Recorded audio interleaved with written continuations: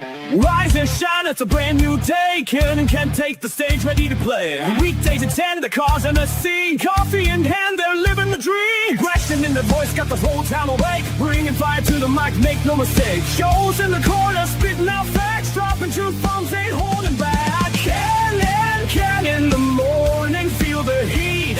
From 10 a.m. CST, can take a seat. We live and loud, that break in the mind. Light up your speakers, crank up the sound. They're talking about life upside down. Opinions exploded like a sonic blast. In the studio, they're built to last. With passion and grit, they engage and ignite. Every single week, they're a force can't fight. From sports to politics, This is a Huddle Sports Network broadcast. You can find us on Roku TV, Amazon Fire TV, Facebook, and of course YouTube. Get all your NFL news here first.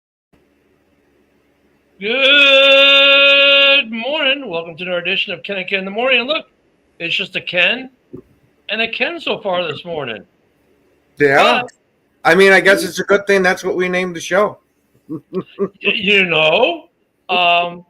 have a recaps for games, though, right? I mean, we had games. Wait, did I say that right? Yeah. Oh, my God. You mean it's no longer the summer and well, it's still technically summer, I guess, but we actually have football back, and there were games. We got diet football right now. Yeah, this is true. With football, we had a tie. We even had a tie this weekend. Come on, we had a little bit of everything going. A 70-yard field goal, a tie. I mean. Hey, what's up?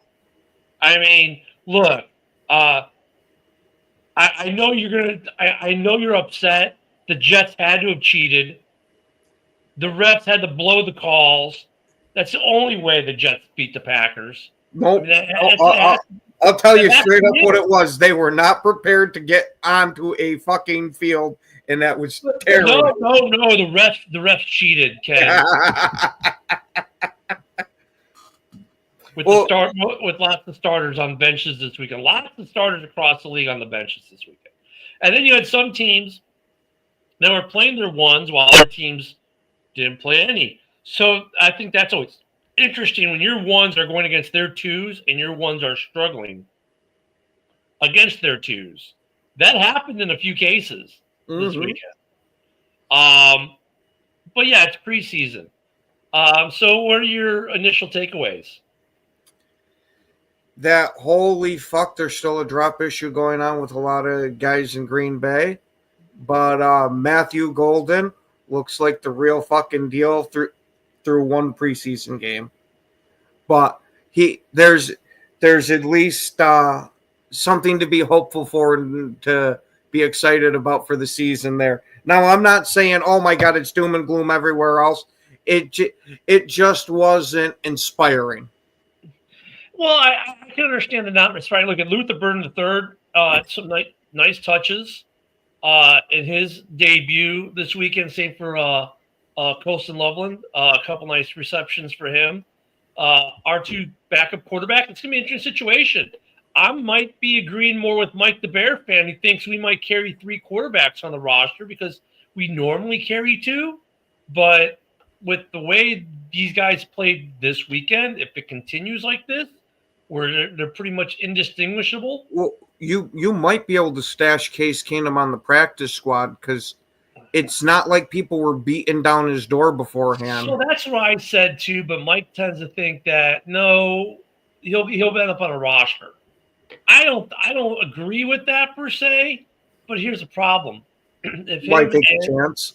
Yeah, if him and Bagent are both playing well, then yeah, he could. So they might carry 3. He looked really good. They both looked really good. Minagi looked pretty darn good at running back, especially a 7th rounder, and he ran pretty darn good for a 7th.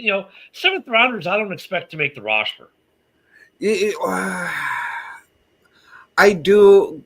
expect them to make the roster mostly, but I don't expect them to do anything their first year or two. I always think like once you get in the fifth, sixth, seventh round, those are guys who could go either way because a lot of fifth, sixth, seventh rounders don't make rosters. They make practice squads. They don't make rosters. Minagi though started, so he's clearly I don't know if he's clearly the 2 over Roshan Johnson, but he looked good in his start. Yeah, you guys got a backup quarterback issue going on, and hopefully for your guys' sake, you'll bring somebody else in because I don't think your current backup is on your roster at this moment.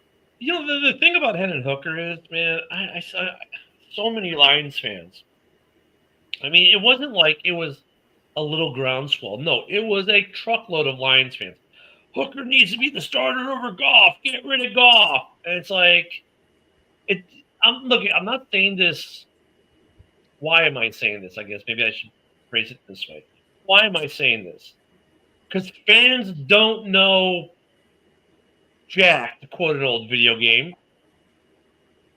When you let your emotional pull make you say things like, "Oh my God, Hendon Hooker needs to be the starter because we stole him in the draft." Oh, okay, but why? Well, okay. You've got Goff, who's top 5, top 3 in numbers. You know, just won you 15 games. But even they're not saying it this year, but the year before. They even come into last year. Hooker needs to start. Why? You won the division. You know, I mean, Bears fans with Bajan needs to be the starter. Why? Because he came in when your starting quarterback, who at the time was Justin Fields, who I happen to like, went down. He came in, started a few games, and had some moderate success. So therefore, he's the solution to your issues. I don't know why there's always this group of fans out there, and every fan base has it, where like the second they see a backup quarterback that, you know, looks good at practice, comes in and does a spell and doesn't throw 15 interceptions, like, oh my God, he's so much better than our starter. We got to start the backup. No. How many times? Look, there are a few times in history where that works. Not everyone's Tom Brady. Right? Not everyone's Tom Brady. He's the exception, not the rule. And quite the exception at that. How many other exceptions to the rule can we think of, though, really, honestly? Like, if you have to look at this, most of the guys who are starters, okay, Love doesn't really count because his whole situation, he was brought in to be the backup and learn and be on the bench for 2 years, right? So you can't really count Love either in that regard. Yeah, well, and when they drafted Hooker, oh my God, we're getting such a great steal in the third because he should have been a day 1 or early day 2 pick. Yeah, you got a problem there. Chicago, we got a problem too. Both backups looked good. So, hey, Stephen Bauer, is that Manolo? That's there's an actor named Stephen Bauer, and he plays Manolo in Scarface. Is that you, Manny? Mm-hmm. Is that you, Manny? Joe going with the deep movie references today. AJ Henning for the Miami Dolphins actually looked good. He got 1 return, and he had a nice kickoff return. And he had a couple nice receptions. In fact, for their second to last drive, he was their entire offense. So AJ looked pretty good, but yeah, it's hard. It was in the fourth quarter. So you're talking 3s and 4s against 3s and 4s. He looked really good against them, but for undrafted free agent rookie, he performed well for Miami. I mean, I don't know. Maybe I hope he gets to stick with that roster.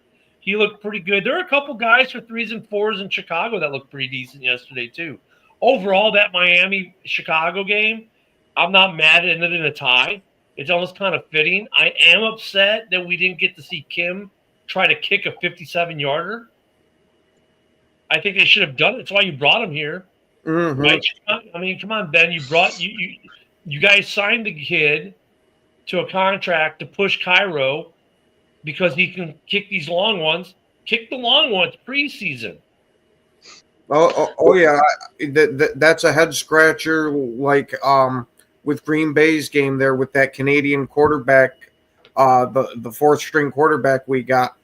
We're down with about a minute left. I figure, hey, let this kid run the 2-minute offense. He's been doing pretty decent so far in this game, and they just ran out the clock. Like, you had the perfect opportunity here to see what this kid can do under some pressure, and no, just going to put it off to next week. Got it. Oh, and I have to give big props to Geno Smith. Big props to Geno Smith. Love the communication with the fans this weekend. He is now officially a Raider. Nothing says you're a Raider better than going to your former house and showing them some love like you did. Am I wrong, Joe? No. I mean, I thought it was funny. I loved it. I thought it was great. Hey, you know who else looked good this weekend? Justin Fields. He did. Yeah. No, I know we're not gonna like sit here and act like the sky is falling or whatever. It's just a preseason game, right? But He looked good. Justin Fields looked good, man. And that dislocated toe didn't seem to bother him. Nope, not at all. And look at He seemed to do a fair bit of running. I did this. I've been saying this about Justin for a while, and Broski and some others keep, especially Packer fans in general, that we're friendly with here. I won't say their names, but they keep, Fields sucks. Dude, Fields is a competent guy. His numbers have improved every year. There's a reason guys like Matt Yisner are mad at their team in Pittsburgh for letting him go to the Jets. He's not a bad quarterback. Newsflash. I've been saying it for years. He's not a bad quarterback. He's a damn good runner and an okay quarterback. But yet he wins games. You know what, Joe? Here's the funny thing. He'll win a Super Bowl. Oh, he's a boss. Like that would be the way these guys. I mean, look at just because he wore a C on a helmet for a couple years, let it go, guys. I mean, seriously. I mean, he is not a bad quarterback. He wins games. If that is not that in itself says if you win games, you're a good quarterback. Oh, but he doesn't do this kind of throw great. Who cares? He wins games. I mean, Trent Dilfer also won games too. What now? Yeah. Trent Dilfer also won games too. I get what you're saying, but that argument leads to some counter arguments. You get what I mean? But when you guys go, but he's not good at intermediate throws. Look, the Dilfer argument is always a strong one, but there's a counter even to the Dilfer argument, which is, you know what? Trent Dilfer has a Super Bowl ring. So you can say whatever the fuck you want about Trent Dilfer. Hey, he really doesn't give a fuck. Hey, you know Joe, what I mean? guess how many rings Dilfer has? I don't know. As many as Aaron Rodgers, as many as Drew Brees. There you go. As Brett Favre. But nobody's ever going to talk about Dilfer like those guys. But it doesn't matter. At the end of the day, it's about winning what? At the end of the day, he's in the club, man. Like it's the Lombardi. Yeah, he may be the last guy that got snuck in by his cousin. He may be the last guy in, but no, he walked straight through the front door, dude. Yeah, no, he walked straight through the front door. No. Ray Lewis walked in that front door and he was holding on to Ray's pocket. So Sanders actually, hey, Shaduki looked good this weekend too. He did. He did. That raises the question. Like, it does. Remember, I said it before. I said, like, I just have this feeling by the end of preseason training camp, he's going to be the number one on the depth chart. And look at Browns fans are like, okay, Browns fans are like, wait a minute, we might actually have something with this guy. When you look at some of their reactions, it's been very positive for them. I don't know. He looked good. I mean, it's not. I mean, he looked decent, and it was a good first showing. But Skip Bayless still has a little Shaduki left on his lip. No and- cares about Skip Bayless. Well, LeBron James went out and tweeted it, and Deion Sanders tweeted No one out like cares this. about LeBron either. Okay, I wouldn't go that far. There's a lot of people. I don't care about LeBron. Yeah. Hey, we have the buddy and Nick. You already know how much Nick loves LeBron. Yeah. Keith Allen, he's a podcaster that he was on last Tuesday on the open mic night. He's on X, K_Allen569 on X. He's a big Browns fan. So if you want some Browns content, he's your dude, right? That's who he covers. And he did his post-game reaction on X. And I have to agree. Sanders stepped up. He didn't let the nervousness bugs get him. He played well. He did what coaches asked. He is now moving himself up that depth chart. And he's quelling some questions, and he's becoming his own quarterback. So, he's I get what he's trying to do too. And look, it's hard for him. I mean, dude, your dad's Deion frickin' Sanders. It's not just like your dad is like Marvin Harrison, and you're Marvin Harrison Jr. and you share a name. Because Marvin Harrison himself is not a guy who's out there flashing the media, having shows on networks and doing all this other crazy stuff. So not only are you the child of a NFL Hall of Famer, you've got a father who's, well, let's just face it, out there. And you got to become your own person, which all these guys who are children, there you go, of former players have to do. But he's got an added layer to that, right? And it doesn't help that he kind of took on his dad personas in college a little bit. He's becoming his own. I think Browns fans are excited about the prospect of Sanders after that game. Mm-hmm. And rightfully so. Yeah, I just think they should temper expectations. It's like he's still a rookie. He's still a rookie, and it's still a preseason game. It's one preseason game, but I also can give credit where it's due. Like I thought he looked good. Well, it's like an example. Bears fans with Ian Wheeler. We love the kid probably because of Hard Knocks more than anything last year. The kid does show some flashes of speed, and he showed it again this week. Woody was like, oh, I guess Wheeler's not playing because he wasn't even on the depth chart. He had some really nice carries this weekend. He had some nice carries in the game yesterday. He played well for the Bears. Is Ian Wheeler going to make the roster in Chicago? I mean, they're still looking for a fourth running back, right? So, I mean, he's in the mix, but he was in the mix last year and didn't make it. But then again, they took Velus Jones. So, but there are players that are going to be like that. Like you go, wow, week one, great. And then the rest of preseason, you don't hear from them. And fans often wonder what happened to this rookie or this undrafted free agent rookie that we really liked in the third quarter of our first preseason game, who had all these really nice catches. Well, they didn't do so well in practice the next week, especially with the joint practices. And that's the problem is like, oh, Moonscar. Hey there, Moonscar. Good to see you, buddy. Good to see you. It's been a minute. It's hard because these guys will disappear, and it's because they're not doing well in practice. With these joint practices, that's what coaches are holding almost more than they are these games for some of these guys. So it's interesting. Yeah, he's trying to separate himself from his dad. He really is. It's a concerted effort on his part to separate himself from his dad.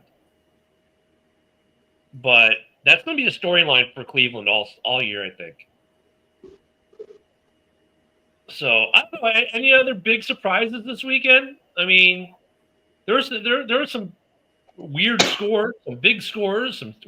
We had a tie. I mean, for crying out loud, we had a tie. How often do we tie? We had a tie. The Bears. Hey, I'll say this: I'm gonna do my faux trash talk. There's still only one team in the NFC North that's undefeated in 2025. The Chicago Bears. Oh my god! Hey, okay, I've said my do me a trash. favor and hang a banner for that. Look, I know it's stupid. That's why I said it, because it'd get a laugh. The only undefeated team in the NFC North still in 2025, the Chicago Bears. That's funny because we got a tie. Man, you remember how well going undefeated worked for the Detroit Lions going into the regular season? No. It's not. No, Ken. I'm just saying for the entire year of 2025, that goes back to the final game of the regular season last year. So, I'm just saying. No, I'm not claiming. Oh, my God. John, you're missing the joke. He's fucking with you. It was a tie. They had to preserve the record with a tie. If you go 3 ties in the preseason, are you still considered undefeated? I guess so. No, because a tie's a half a win and a half a loss. So you would still have 1.5 losses and 1.5 wins. That would be funny to see a team tie all 3 of their preseason games. I think that would be hilarious. Luca, Vikings wide receiver depth chart is going to be interesting with Aston. Oh, yes, it is. Mm-hmm. The Bears seem to have gotten through the game injury-free. It looks like, and so did the Dolphins. So that was good. But, yeah, there were some injuries this weekend, too, on top of it, right?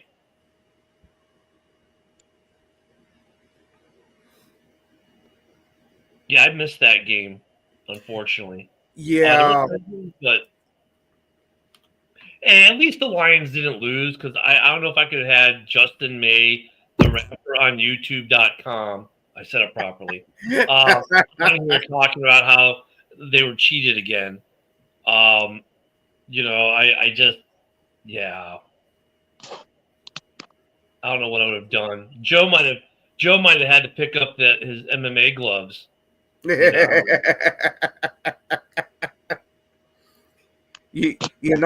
I heard Justin may be camping out outside of Joe's house. Is he constructing new wraps? Is he in the lab with the pad? I'm scared too. I can't even go outside. He's outside Joe's house in his lab with the pad eating mom's spaghetti.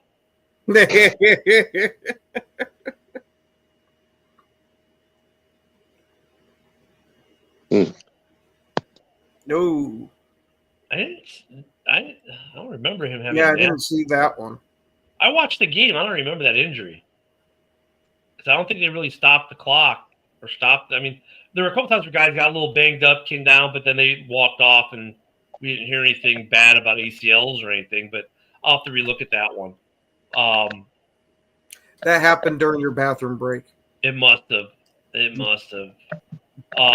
No, I mean, look, games were fun to watch. It was just nice to have NFL football of some sort back. It was nice to have local crews calling the game. Mm-hmm. I kind of like them sometimes better than some of these national broadcasters. And some of them are national broadcasters. Like for the Bears team, one of the guys does call games nationally for Fox.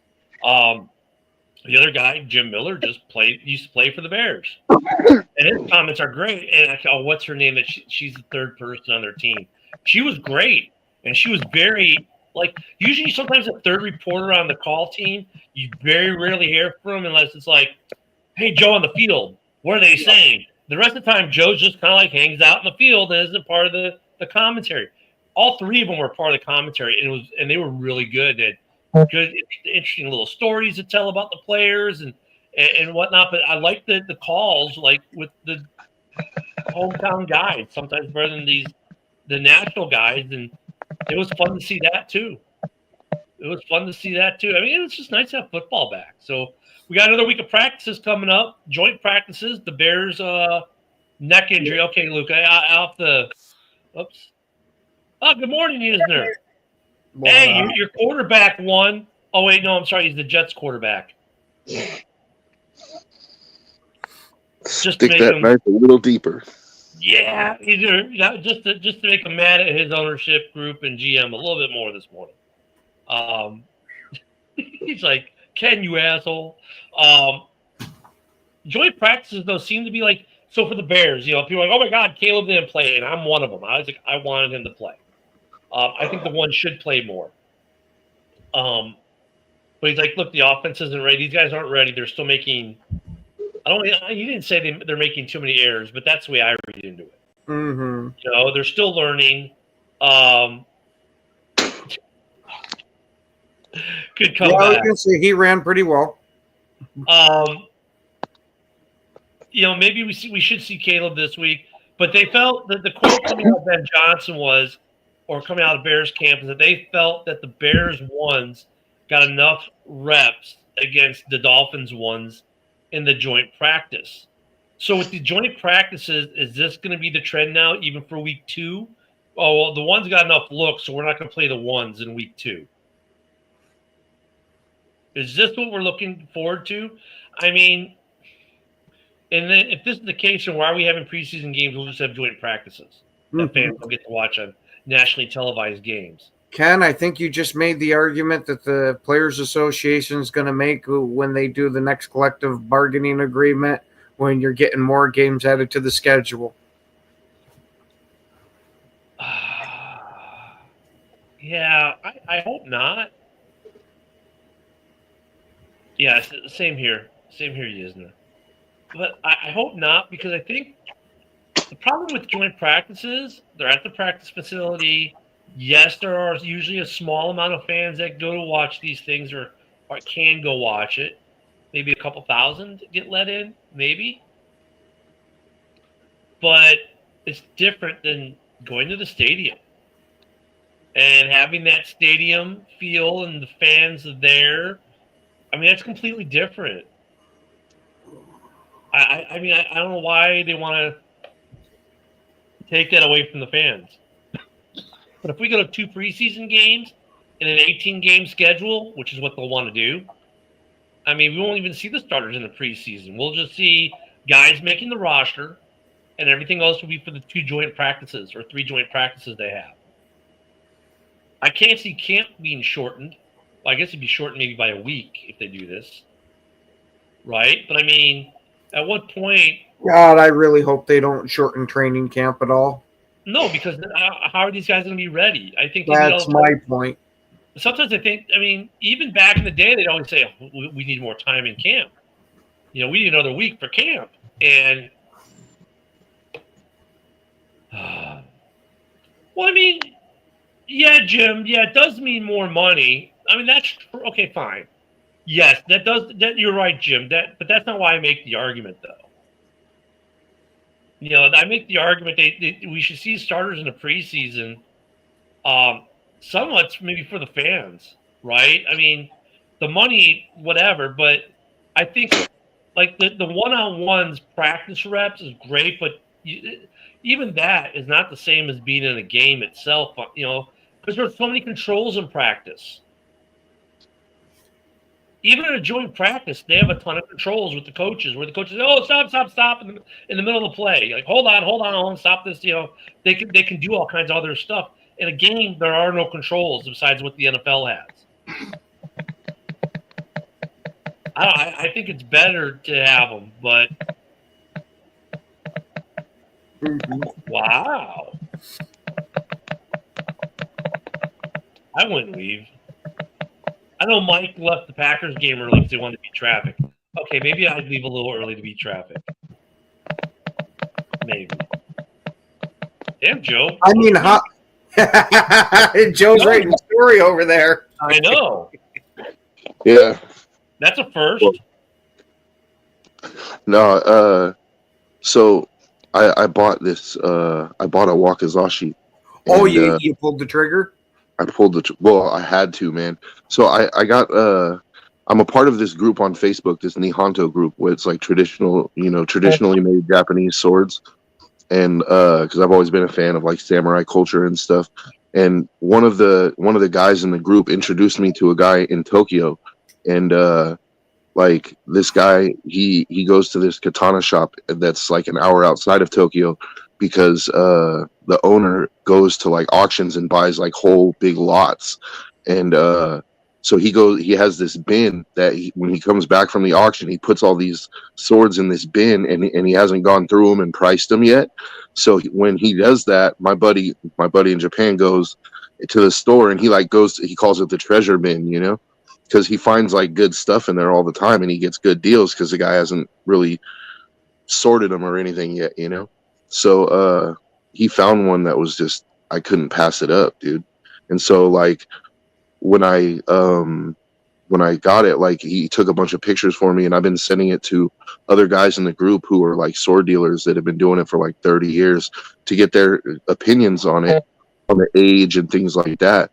But they can't really come to a consensus because it's like, I think I might have hit the jackpot. Like, not the jackpot, like it's not going to make me rich or anything, but just I might have found something that's really actually worthy in there. And because it has characteristics of different schools and different time periods, so they're having a hard time placing it, you know.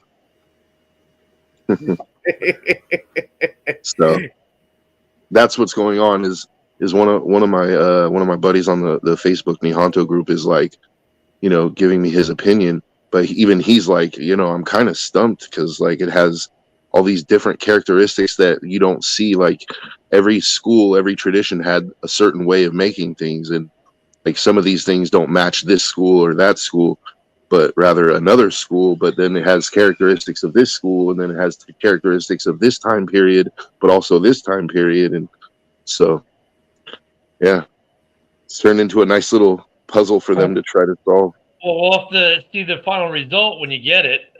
Oh yeah, dude, it's we're gonna see Joe cutting melons in the backyard next show. No, he won't. No, you're not. No, you're not. Why would he waste a blade on melons when there are Kansas City Chiefs fans around? Yeah, the only melon I'm cutting is whoever breaks into my fucking house. That's what I'm saying. I'm taking heads. But I was gonna say, you heard him, Ken. I think he challenged us. Yeah. But other than that, it's staying in the Koshira, you know. I have not drafted yet, but Goff or Gibbs, neither. Gibbs all day. Well, actually, no. I take that back. I mean, it's hard because it's based off last year. You take Goff because his numbers as a quarterback, fantasy point wise. Oh yeah, fantasy draft versus real life draft completely different. Ken, in fantasy draft, Dak Prescott's a stud. Yes, I know. I've played fantasy since I was about. I know it's because you keep drafting the Keebler for whatever reason. Because he puts up decent fantasy points. See, there you go. Let me go back up to a comment when we were getting the. Here we go. Teams need to see their backups in real action. Yeah, because like joint practices don't cut it, man. They don't cut it. In practice, I'm sure Hendon Hooker looked good. That's why Lions fans are like, ooh, we got a hooker, let's use it. Yeah, no. That was a perfect transition, Ken.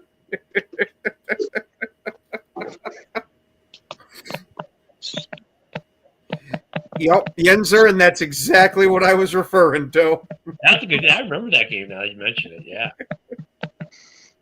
Yeah. So I mean, hey, we had football.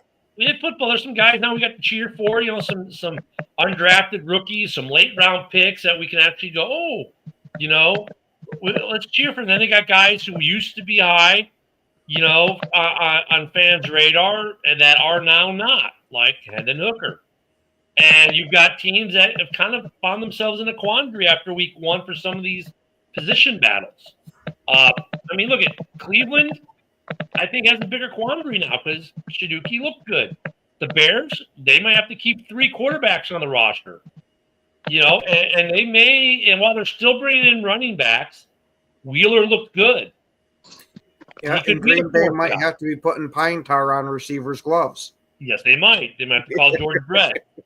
Say, George, why don't you come up here and teach our guys about pine tar? You know, I mean, there are definitely some teams that solidified their answer groups and something. Look at the Bears too. It's funny because at left tackle, Theo Benedict started at left tackle. Trapillo didn't play till the end of the game, and he was going to be the starter in a lot of Bears fans' mind after he was picked in the second round.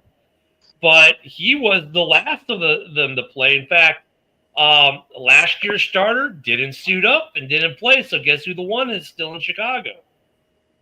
So it's interesting. There's some interesting things there. And Theo Bennett was, the Canadian Eagles, his nickname, because of what happened at camp last year for rookie hazing. He ripped off the pants to have some American Bald Eagle Speedos, and he's Canadian from British Columbia, so they call him the Canadian Eagle. And then he got injured in the final week of the preseason, and so he spent the last year, in the practice squad when he came back from injury, or the IR, or whatever, whichever designation. Anyways, he played pretty well at left tackle. So there's 4 guys. So there's some interesting battles now that each team has. I don't know if Cousins will be the backup. I still think Cousins might end up being the starter. We'll see how that goes.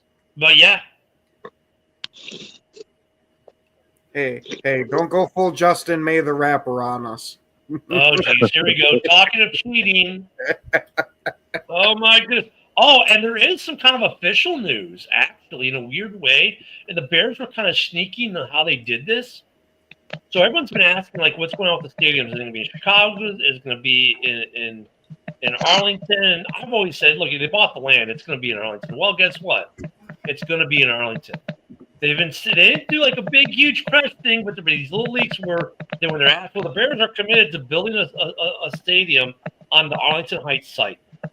And we just need to do a better job of convincing the state to give us money. That's better, because it's better for the community, blah, blah, blah. They had Hal McCaskey on during the Bears game, and he was saying the team has not done a good enough job at convincing the state that, hey, look, the stadium is going to bring in revenue. It's worth spending some money on. But he, too, though, during that interview, said, yeah, it's Arlington Heights. So the Bears Stadium will be in Arlington Heights. That is where it's going to be built. It no longer will be downtown Chicago. And you got the Arlington Heights Bears now. Oh, Jesus. So, yeah, there were some good hits in the game, to be honest. There were not a lot of big hits during these games, but there were a couple that were ooh, nice. I was going to say there were a couple ones that were nice. It kind of does, Jim. You know what it sounds like as I listen to it? Rain. Doesn't it? A little bit. Joe's typing, hey, he's bringing the rain down on people. What's up, Mitch? Hey, Mitch, you didn't get cheated this week. Don't tell the rapper. No, but they cheated this week by ending their game early. Dude, so I mean, I'm not trying to step on any toes or anything, but I know it's just preseason, but I got to ask, Ken, what happened to the Packers this weekend? They took a giant nap on the field. To me, it looked like they took a giant shit on the field. No, they shit while they were taking the nap. Oh, yeah. They shit the bed for sure, dude. I'm not going to sugarcoat it. That looked terrible. We had a couple of bright spots. Kalen Kane, the corner, looked good. The fourth or fifth string running back looked pretty decent, and the Canadian quarterback there looked decent. Other than that, Golden looked like a damn good receiver, but other than that, it was terrible. Hey, we had a Sewell sighting in Chicago. Because you remember we drafted one of the Sewell brothers, and he's never played in Chicago because he's always hurt. He played really good. The first drive that Miami had ended up being a goal line stance, and he shut Miami down. He got in there. Sewell played really well for Chicago. I was like, whoa, this is what we drafted this guy for. He looked good. Yeah, there were a couple guys, I think, on all our teams that, I think here's the thing that most teams came in with. There were one or two guys who are yeah, I'm happy. And then there's a couple guys who are yeah, and I'll say too, Bo Melton for making that switch from receiver to cornerback. Looks like this is the right path for him. Granted, one preseason game, but he fared pretty well. Uh-oh. Oh, absolutely. Why do you think I'm talking so much shit about the Packers game? I'm not going to give them shit and not give us shit. Yeah, they did not look good. No, I hope that's the way they look all year. What do you think, Joe? I think the Packers should look that way the whole season. I mean, you could only wish. Well, if they do, they're in trouble. If they do, house cleaning time. If they look that bad, no, gone. What's the commercial? It's a pistachio commercial. Packer receivers are like that lady in the pistachio commercial, who didn't want to snack, so she put her hands in cement bricks. That's Packer receivers right now. Hey, you leave Romeo Dobbs out of this. Yeah, you're right, but it's all we got right now, bro. It's all we got. Come on. We want to make fun of what we can. Yep, I agree with you. I agree 100% with that. But, still doesn't mean I'm not going to bitch. Actually, Mitch, that is true what Dorn says. If you lose your first preseason game, that's how you're going to look all year. He does live by that. That is true, Mitch. That is true. Yeah, everything's vanilla right now. Vanilla D's, vanilla offenses. That's what makes it hard, though, for me, too, Ken, is like, how am I supposed to gauge? I don't know, man. I know we're talking about vanilla defense and everything, but that Packers defense looked like it was vanilla dog shit. Like, yeah, but it was dog shit wrapped in vanilla. If you're not doing your stunts, if they're not doing stunts and the schemes, how are you supposed to judge them, so to speak? Because they're not doing. It's like, look, in the Army, we train as we fight, right? That's one of our mottos: train as you fight. Preseason games are antithetical to that. You don't train as you fight. Well, for preseason games, we're going to play a defense or an offense that we would never try or never play in a regular season game. So how am I then supposed to get a good feel of, hey, is this guy working out on my offensive or defensive line? Hey, is this guy, working out as a linebacker in my scheme? I don't know. He's not playing the scheme in these games. Or I don't even think they're running the offense like that in the joint practices. Why would you? Mm-hmm. Oh, yeah. But I do got to say, though, because I went back and watched that Packers abortion a second time. And at first, Jordan Morgan, I figured you'd like that. I thought he had did terrible, but this guy's kind of reminding me of like Play-Doh or Silly Putty. It's that I was watching him get pushed way back as a left tackle, but even though he was going way back, he wasn't letting anybody by him. So there's some hope there, but I still don't like him as a left tackle. Yeah, I mean, that's my problem with preseason, with them being so. I mean, I guess you can see one-on-one skill level. Okay, that's something that's a metric I can judge by. But how that individual then works in my scheme, when you're not playing this scheme, I think that's a little harder. Because sometimes you can have, for instance, you can have a guy who in the one-on-ones in the vanilla, Joe beats Ken every time in the vanilla. But once you go in the scheme, Joe can't get past Ken. I mean, we're scheme dependent around here, man. it's kind of like that. I mean, look at it. It's hard on these coaches. I don't envy them. Don't like these kids celebrating hit scores like the Super Bowl. Look, man. I'm kind of okay with it. I am too. You know why? Because for some of these kids, this is the only NFL time they're ever going to be wearing an NFL uniform and playing in a game. Mm-hmm. Let me have their moment, Jim. Yeah. And normally Jim has You're good there, Mitch. Normally Jim has pretty level-headed takes, but this one it's kind of sounds like the guy screaming at kids to get off my lawn, Hey, you scored in a preseason game. Get off my lawn, kids! Yeah. Get off my lawn! I like the celebrations personally. Uh-huh. I mean, they're fun and it lets football back. But honestly, some of these kids, especially the guys that are playing the third and fourth quarter, this might be the only NFL action they ever get. Mhm. So if you're, and you know what's funny? There was a guy yesterday. Which game was it? Was the Bears game. Scored a touchdown for Miami in his second year. Did not score a touchdown his entire rookie season, but he got a touchdown yesterday. So, dude, that's a big deal. Like he went a whole year without a touchdown, and then he gets one. It's like, I mean, because look, we get guys in the NFL who don't celebrate touchdowns, don't do anything. What was it? Barry would just turn around and flip the ball to the referee after a touchdown and run off the field. I mean, so there's always the inverse. But I mean, I'm fine with it. I was hoping AJ would get one yesterday, but that's okay. I want the kid to make the Dolphins.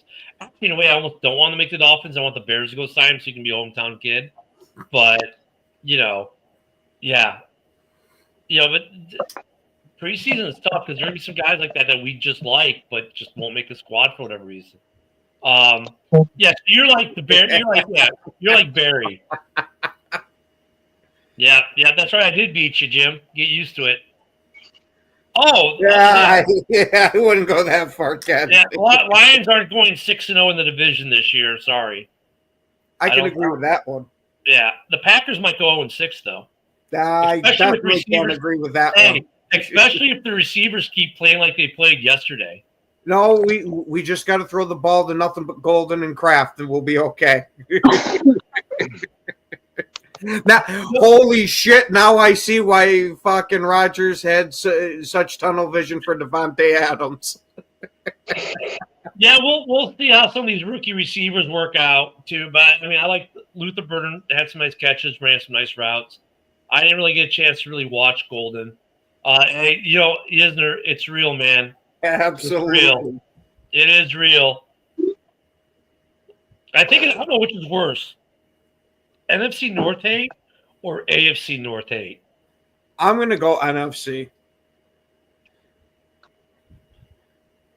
Joe, which division do you think has the most internal hate? I mean, I don't know, man. Like the North has a lot. The AFC North has a lot because I know that those Pittsburgh and Baltimore games are always heated, dude. Oh yeah. I mean, the Raiders have heat with everybody in their division. Like, the AFC West is pretty hateful too, especially like the Raiders and Chiefs and the Raiders and Broncos.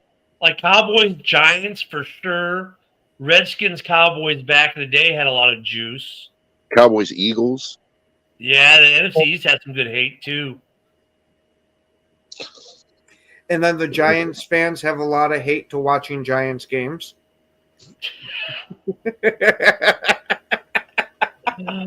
Oh, Would you like where's that? Eric today? Where's Eric? Eric's not here to defend his Giants. No, hold on. I know exactly where Eric is. Did you not see that touchdown throw that Jackson Dart had? He's got a full bottle of fucking Isaac's lotion broke out. Wow, he's taking 2 swipes at 2 Packer fans there. Wow. Even the Packer love this morning. Woo. Yeah, that's true. But look, you tell Raiders fans, hey, there's a Kansas City fan in the parking lot, they're grabbing baseball bats and running for the door. So, I don't know. So it's funny because we go to Raider Twitter, it's a Raider Nation, and so every day I have a little caption like KC suck. Last week was the Chiefs suck Joe's left nut. Today's caption was the Chiefs suck Joe's right nut. Well, good as long as they're not missing one. Yeah. I had to even them out, Joe. I mean, Raiders. What's tomorrow going to be, Ken? Are the Chiefs going to split the difference? Chiefs can lick my teeth. I don't know. I might get in some extra trouble with that one, but we'll think Chiefs of can something. lick my teeth tomorrow. Yeah. But that's as far as it goes because I'm not into that game. I'm not gay, but you can lick my taint. Wait, hold on. Lucas got it. Whoever team finishes in last place has to make a donation to that division team's foundation. So what were you saying? Like, okay, so the last place team, which division team's foundation? Like The winner. okay, the The division division winner. winner. Yep. Ooh, a charity thing. That's actually kind of cool. That should be a rule for teams to do. If you're in the basement, your team should have to make a donation to the winner's charity. I think Luca's saying that about us. Yeah, Luca, we have no money. Like, if you think Ken and I have money, I got a bridge I can sell you.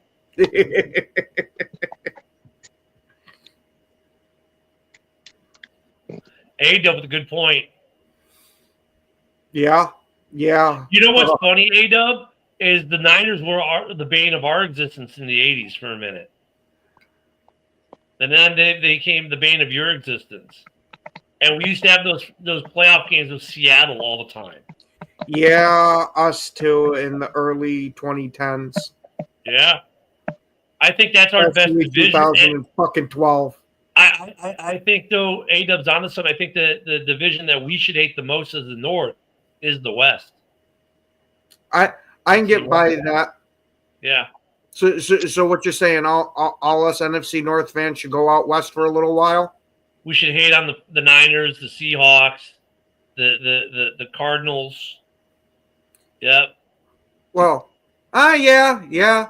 I was gonna say we can go for the Cardinals. That face mask of Rodgers' first play off game. Even though, like, the Rams, I'm a little salty about that still. Even though, like, NFC North teams, when we go to LA to play the Rams, that just becomes another home game for all of us. So yeah, I was going to say we dog walk the Rams. Yeah. Well, yeah. I mean, I guess. I don't know, man. I think I don't know. I think the Niners. To hate the Niners is kind of punching down at this point, you know. Like, I feel like the Niners aren't going to be very good. That's how you got to listen to some of these pundits. The Niners are going to be in the playoffs and Super Bowl contenders again. Well, we'll see. I mean, the Raiders play the Niners in preseason this week, so I'm really tired. Look at the Niners. I'm tired of this East Coast West Coast kind of like favoritism that happens with these pundits. I really am. Like, honestly, like, NFC North gets zero love from these pundits. Zero. You know? I mean... Oh, see, here I thought with it being San Francisco, it was the Wiener game. Bang, bang, Wiener game. But you know what, though? They'll give the Niners more love than they will anyone in the NFC North. Or, you know, I mean, they just will. And it's like this whole division, this whole coastal thing. It's like, I don't know. I'm just sick of it. I mean, why, you know, for as much as we beat up on Detroit, Green Bay, Chicago, Minnesota as North fans, you know, look, it's okay that we do it. I wouldn't mind if these guys did it in the national media, but they don't even they give us love that way. They just write us off. Mm-hmm. You watch NFL Network when they were doing the season schedule release thing, and hell, the North was losing everyone. I was going to say, see, this is why you got to have a James Jones and Adam Rank. Yeah, you've got to. You've got to, because it's just, dude, they'll give the NFC South more love than they'll give the NFC North. Oh, yeah, yep. Shit, you remember that little run that Carolina went on in, what was it, 2015 or that? Man, they were the talk of the whole fucking football world. Yes, Luca, I guess, but like, dude, Chicago's a major market. You know, Detroit and Minneapolis, St. Paul are pretty decent sized markets. Yeah, Green Bay is shit as a market. As a market. I mean, I was gonna say, hey, Pensacola is a bigger market. You leave the 3 stoplight city out of this. Yeah. I mean, I get that with Green Bay. Green Bay is a shit market. It's not that much. It's not that big of a market. But well, the sad thing is they talk so much about Buffalo, and Buffalo's literally the second smallest market. yeah, but it's in New York. I mean, like, who's going to talk about Green Bay? It's a bunch of farmers with their cows.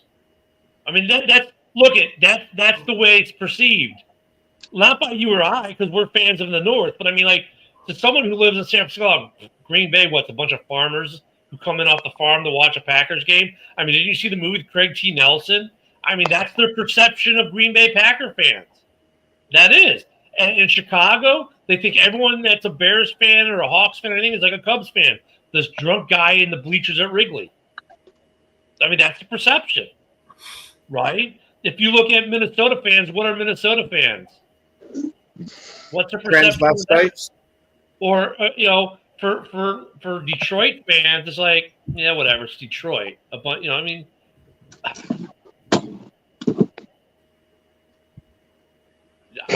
every city. Well, yeah, you know why they have more bandwagon fans in Minnesota? Because it's a much bigger place than Minnesota. Oh, see, I thought it was because you guys actually won something once. No, you're always going to every team has a bunch of bandwagon fans when they start doing well.